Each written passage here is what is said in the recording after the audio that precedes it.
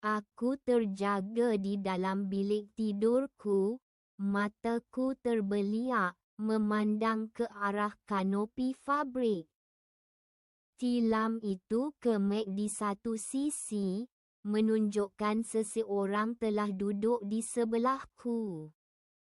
Aku serta-merta diliputi ketakutan. Siapakah di sana? Aku membayangkan Rosalia dan Ligeia duduk di kedua-dua belahku semasa aku tidur. Lengan mereka yang panjang dan tidak bernyawa memelukku seperti kafan. Dan satu lagi jeritan nyaring meletus dari dadaku. Cukup. Hentikan ini segera. Desis seseorang. Nada yang memerintah. Kekecewaan yang tidak terselindung. Ini tidak kedengaran seperti mana-mana adik-beradik perempuanku yang telah lama meninggal dunia. Ia adalah Camilla. Nah, minum ini, katanya sambil menekan segelas kecil cecair kuning ke tanganku. Aku duduk dan, sambil bergoyang, menyandarkan kepalaku ke belakang untuk kembali berbaring di atas bantal. Aku berharap aku dapat tidur dan berpura-pura tidak melihat dua adik-beradik perempuanku yang telah meninggal dunia berjalan di lorong. Tetapi Camilla berkeras. Minuman itu kuat, tajam, dan melecur. Satu tegukan membuatkan mataku berair, tetapi, anehnya, ia terasa sedikit lebih baik. Aku fokus pada masa kini. Pada Camilla, yang duduk di tepi katil, gaun merah jambu itu melingkar di pinggangnya.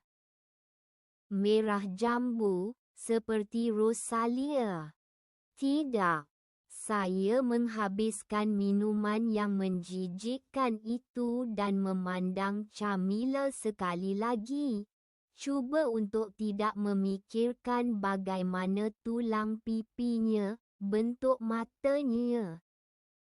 Dan juga kecondongan kepalanya, yang menunjukkan rasa ingin tahu yang tidak puas, mengingatkan saya pada Rosalia. Dan Ligeia. Mengapa kita semua begitu serupa? Siapa yang awak nampak? Saya menjilat bibir dan memikirkan betapa jelasnya dia mengutarakan soalan itu. Siapa, bukan apa. Bagaimana mereka? Ketiga. Kalau begitu, kata Camille sambil berfikir. Saya membayangkan Lenore menyertai pasangan yang menakutkan ini, dan saya menggigil. Aha, kakak saya bersetuju dengan muram. Camille, kami berbalas pandangan. Mengapa terdapat begitu banyak keputusasaan dalam pandangannya? Saya sentiasa berharap agar Allah berbelas kasihan dan kami tidak perlu bercakap tentang ini.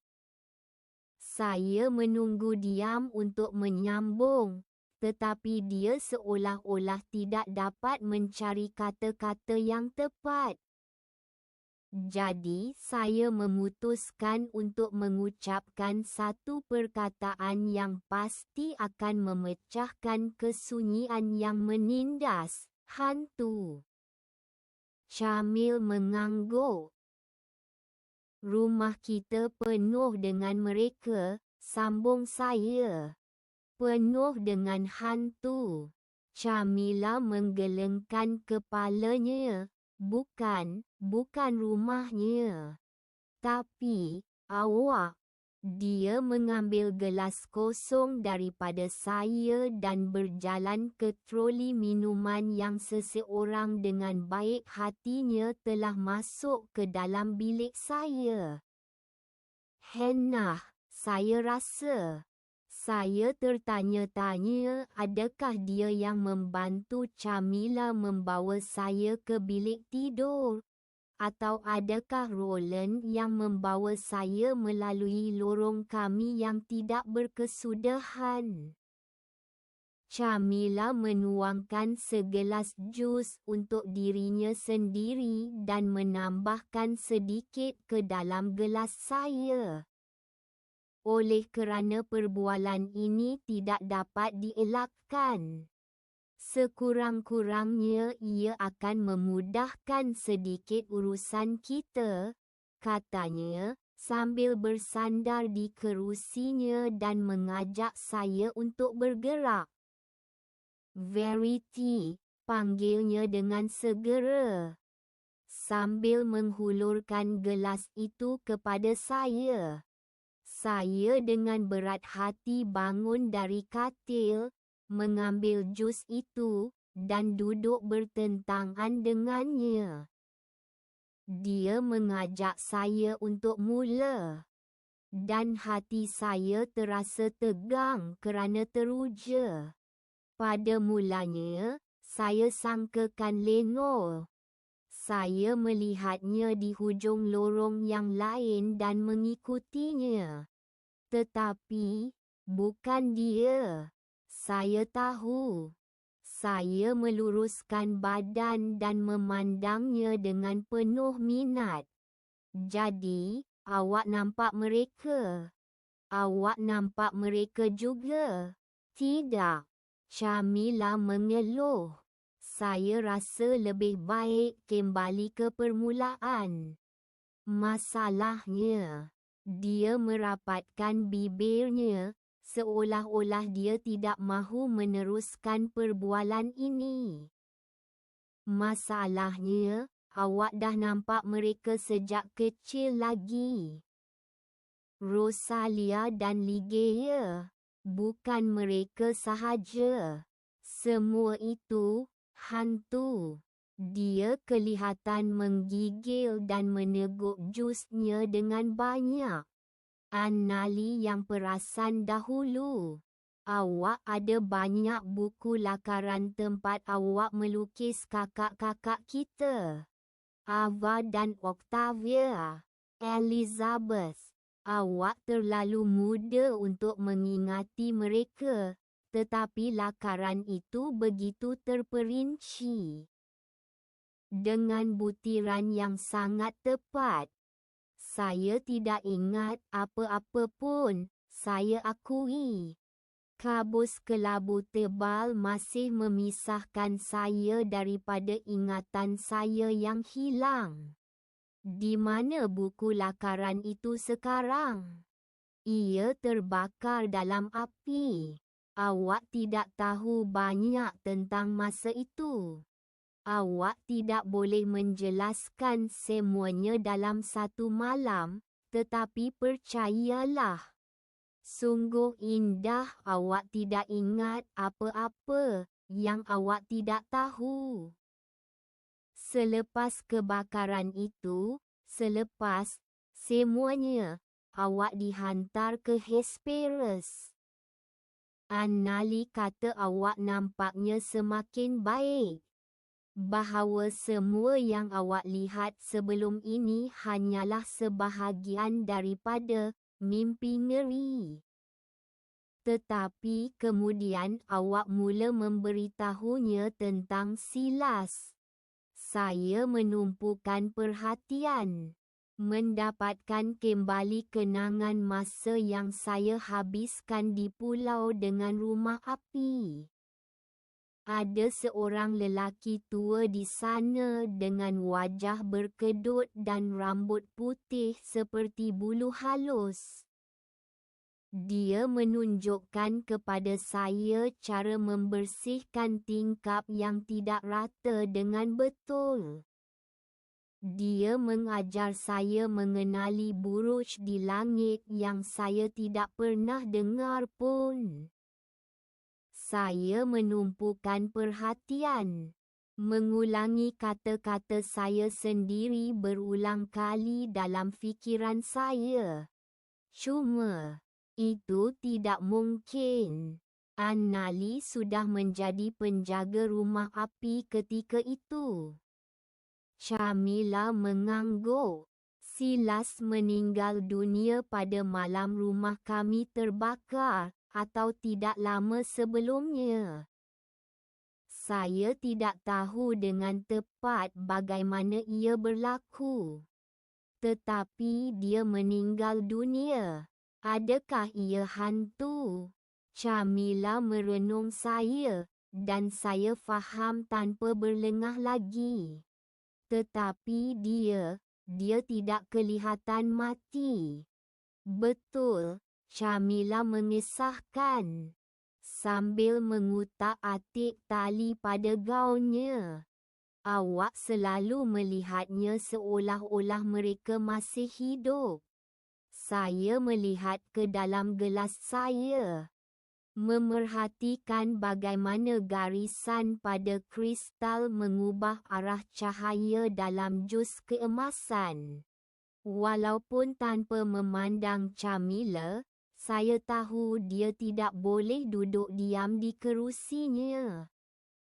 Apabila saya akhirnya bertentang mata dengannya, saya terpaku dan tegang, bersiap sedia untuk ribut yang akan datang. Saya tidak percaya awak. Mulut Camilla ternganga kerana terkejut. Dia tidak menjangkakan jawapan itu. Mengapa saya berbohong tentang sesuatu yang begitu serius? Tetapi saya tidak akan mendengar penjelasannya. Kerana awak mahu saya kekal di sini. Awak sanggup berkata dan melakukan apa sahaja untuk menghalang saya daripada meninggalkan Highmore. Saya menumpukan perhatian dan cuba mengingat kembali, secara terperinci, gadis-gadis yang saya lihat di tangga. Bagaimana rupa mereka sebenarnya, bukan seperti yang saya bayangkan kerana keletihan. Itu bukan hantu. Mereka adalah pembantu rumah, berpakaian khas untuk menyerupai adik-beradik perempuan kita. Awak jemput mereka ke sini. Awak upah mereka secara khusus. Mereka pelakon wanita. Dan semuanya untuk menipu saya. Oh, Camilla. Camilla kelihatan sangat cemas. Adakah awak benar-benar fikir saya mampu melakukan pengkhianatan seperti itu? Saya mengangguk perlahan. Camilla ialah anak sulung. Camilla ialah seorang duchess. Dan duchess sentiasa mendapat apa yang dia inginkan. Saya menentangnya selama berbulan-bulan, melarikan diri ke pulau-pulau lain. Memohon ke sekolah seni terbaik di Archania, merayu kepadanya untuk membenarkan saya melawat Mercy, yang berkhidmat di istana diraja. Camilla tahu saya mahu pergi dan bertekad untuk menghalangnya dengan apa jua cara. Ya, dia boleh mengaturnya. Dia mampu melakukan lebih daripada itu, selagi saya kekal dalam kuasanya. Awak mahu saya tinggal di sini selama-lamanya. Seorang gadis kecil yang pemalu, meringkuk dari bayang-bayang. Awak cuma perlukan seseorang untuk mengawal, kataku dengan rasa kemenangan. Setelah akhirnya membongkar motif tersembunyinya, awak nak rasa penting dan bermakna, nak semua orang minta tolong dan perhatian awak, harap dapat tolong. Awak tak faham. Awak langsung tak faham apa-apa. Baru ni saya faham semuanya dengan sempurna. Ia bukan tentang saya. Awak selalu fikirkan hanya tentang diri sendiri. Awak mahukan kuasa, pujian, dan lihat sahaja apa yang awak sanggup lakukan untuk mendapatkannya. Chamila meletakkan gelasnya di atas meja dan merenung ke kejauhan, seolah-olah dia tidak tahan lagi memandang saya. Saya melakukan semuanya untuk awak. Awak tahu apa yang akan berlaku jika awak meninggalkan pulau-pulau itu sendirian. Jika awak pergi ke istana, ke sekolah, ke mana-mana sahaja. Awak. Dia berhenti di tengah-tengah ayat, mengepalkan penumbuknya kerana kecewa. Tangannya menggeletar. Dia hampir tidak dapat menahan diri daripada memecahkan sesuatu. Meja, gelas. Awak nampak mereka di mana-mana. Di mana-mana sahaja. Dia ulang dengan putus asa. Hanya awak. Apabila saya kembali ke kafe untuk awak petang ini, awak kembali melakukan helah lama awak. Awak mula memperkenalkan saya kepada seorang pelayan yang tidak wujud. Saya takut membayangkan apa yang berlaku di sana semasa saya tiada. Apa yang orang fikir? Apa yang mereka katakan sekarang?